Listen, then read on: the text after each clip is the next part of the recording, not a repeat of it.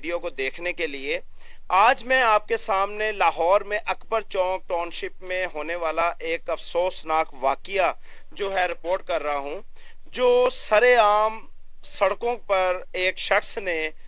ایک تیز دھار آلے سے اپنی جان لینے کی کوشش کی۔ وہ آدمی کون تھا، کیوں اس نے ایسا کیا، کیا وجوہات تھی، تمام آپ کے سامنے جو ہے وہ اس کا تذکرہ کروں گا اور اس کی رپورٹ دوں گا کہ اس ٹائم جو حالات زندگی میں مشکلات گزر رہی ہے وہ ہے یا تو بے روزگاری یا ایسا عمل کہ وہ شاید ایسے نشہ یا آئس کا نشہ، چرس کا نشہ یا منشیات میں وہ پھنس چکے ہیں۔ یہ جوان نسل